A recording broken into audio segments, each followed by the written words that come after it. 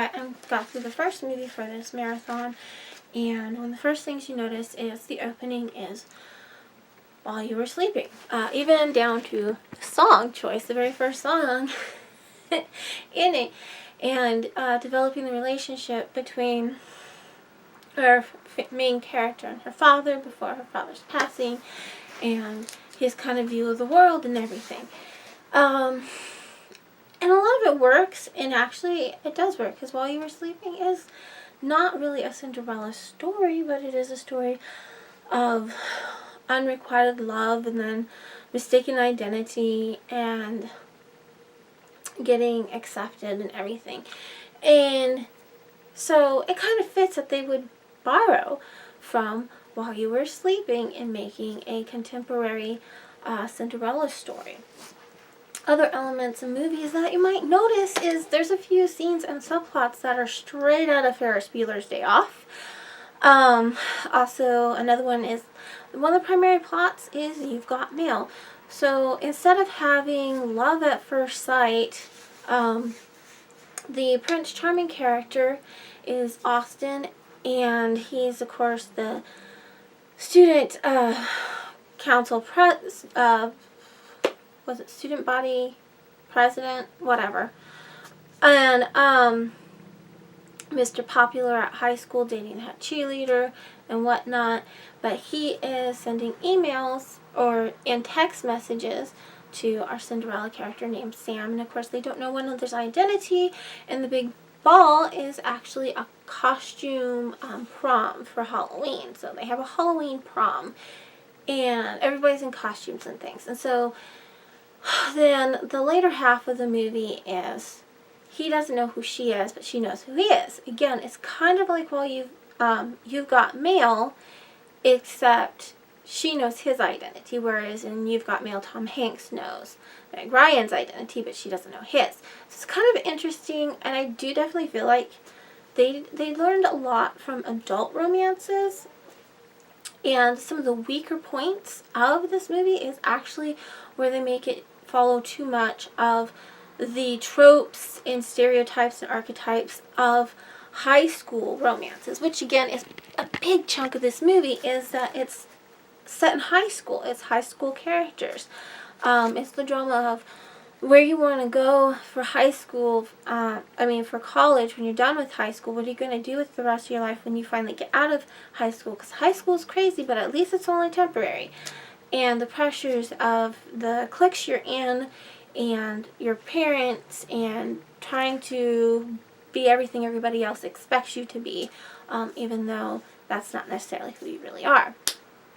And in a lot of ways, that is more of Austin's character arc, so at least the Prince has a character arc, but he doesn't really come off as smart and interesting as he really should be. For having an arc that parallels Sam. Sam she knows who she is. She knows her goals, and she's determined to do those goals. At the moment, she is suffering certain things, but that's because she knows that, she works at the diner that used to belong to her father. Her father died when she was a child, so now it goes to her stepmother. Her stepmother will pay for her tuition to go to Princeton college if she works her butt off, and so she's doing that with this goal in mind. Of course, the stepmother character is ditzy and obnoxious, and the actress that plays her, I'm sorry, I don't remember her name, she's a really good actress. I like the actress, but she plays these kind of shtick characters that are just really annoying. But basically, she's, they live in the San Fernando Valley. And the stepmom's one of those wannabe Hollywood types. She wants to rub elbows with important people. She wants to live the lifestyle of the glamorous, but she doesn't. She lives in the valley, and it's not a great home. And one of the great little storylines about this movie that I liked is there's this drought, and they don't bang it on your head repetitively that there is this drought, but there's some references very early on that there is a drought, and it becomes a metaphor for some of the things like waiting on your dreams and stuff to happen. But throughout the drought, people are being reminded that they have to be cautious. Don't overuse water. You know, you need to preserve the water because we are in a drought. But you preserve, that way people can maintain life until the waters come. And I feel like that's just like a beautiful metaphor for this whole idea of you do what you need to do when you're in high school, or when you're trying to meet goals, when you're trying to reach your dreams. It might seem like it's way out there, and you may not even know, like if you're chasing a dream that it doesn't have, you know, a date on it, and you're just, so you don't know when or if it's ever going to come true, but you just keep on working at that, and then the rains come, and that's really cool. I like that. I liked how a lot of things paralleled. And the movie, for borrowing from a lot of really good and really famous movies, you've got Mail did really good, and I think it's still a really popular chick flick. It's one of my favorites. While You Were Sleeping is one of my favorites. I own both of those. Ferris Bueller's Day Off is definitely a classic. So they did really well at borrowing from successful movies and mixing them into the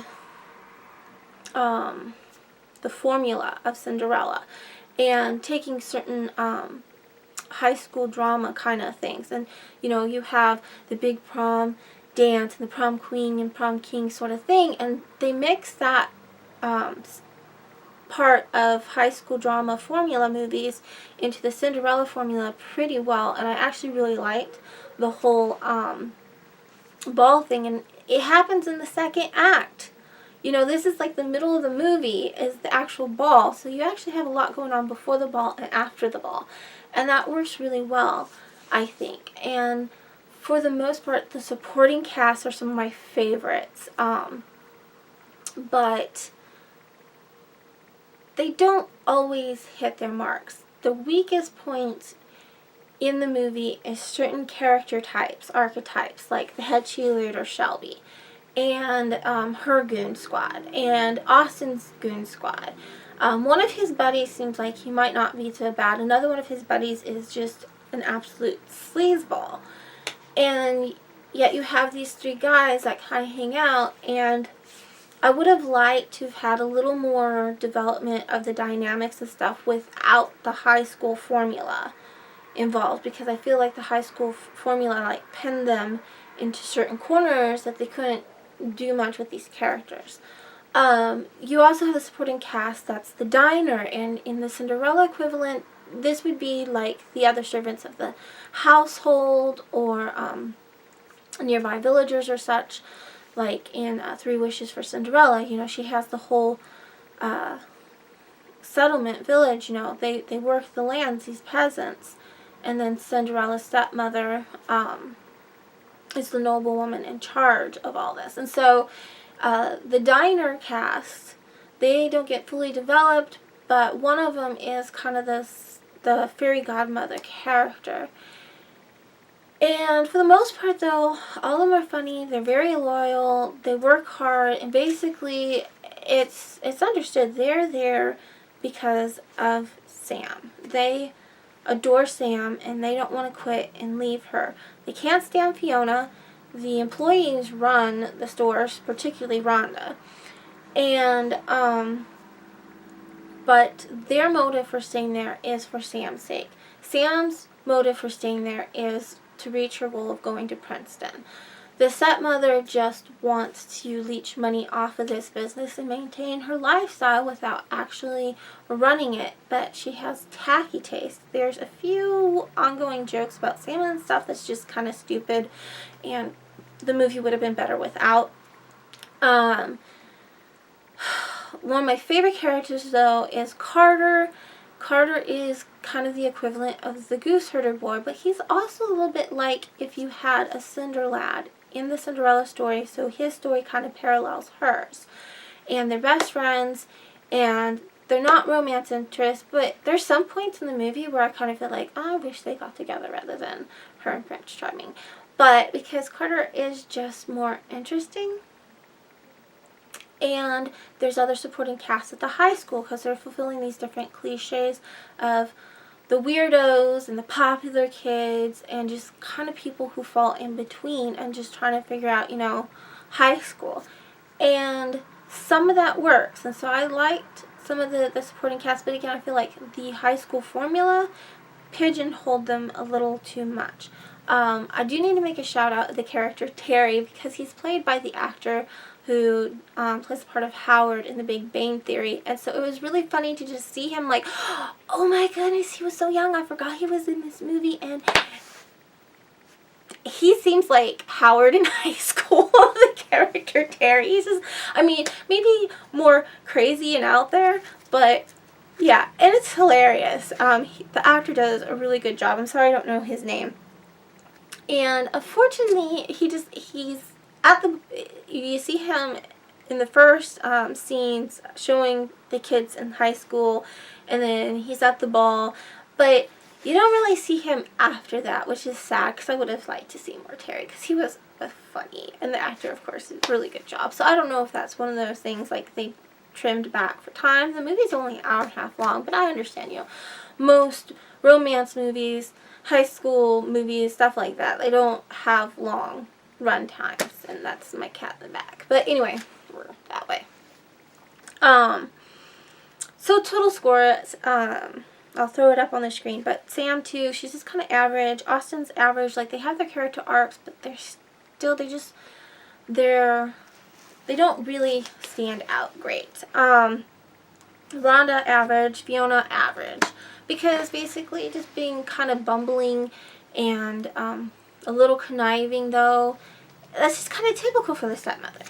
The actress who plays it, she does it well, but she doesn't break away from that formula, which is disappointing. I would like to see something a little more stronger, just break away from the typical. The stepsisters are BRIANA and Gabrielle, and they are twins, and they're, of course, fraternal twins, because you have a tall, skinny one, and you have a slightly shorter, slightly chunky. I won't call her fat. She's not really fat.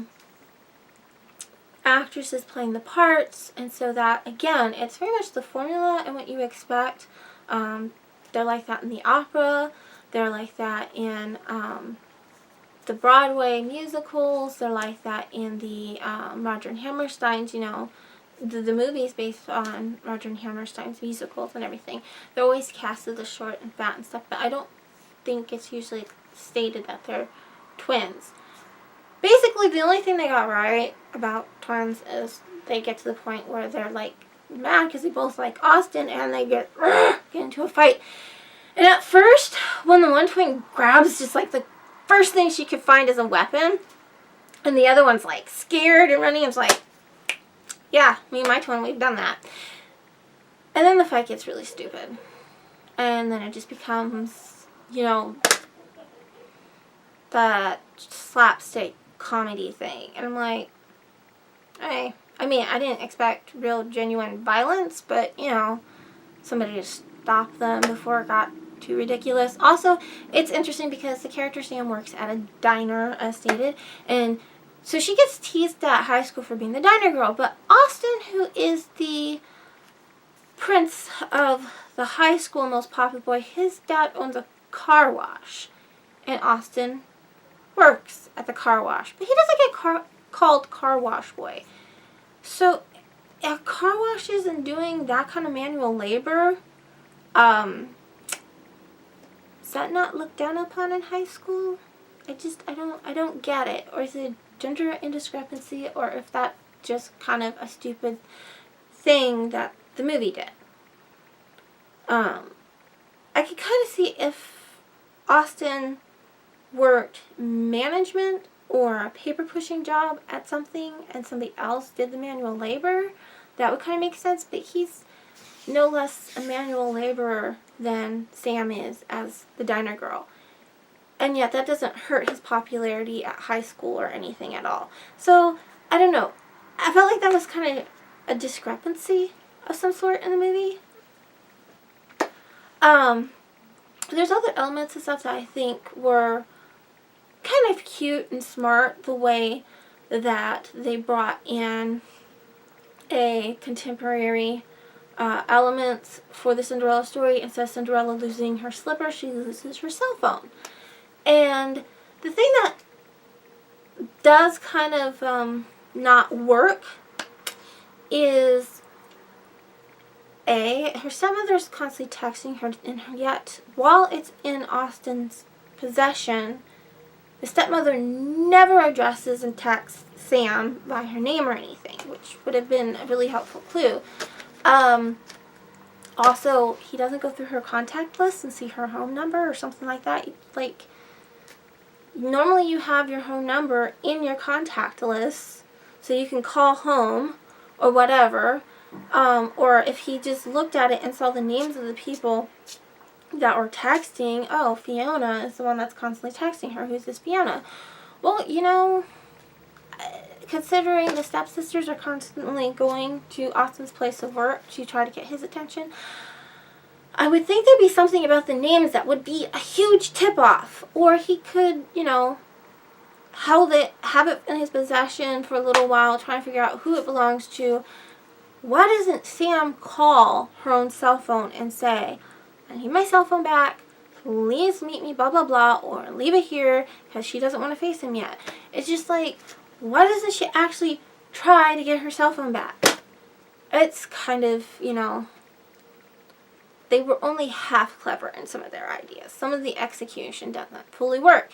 And that brings us back to the obligatory embarrassing moment in the final act, or leading to the final act.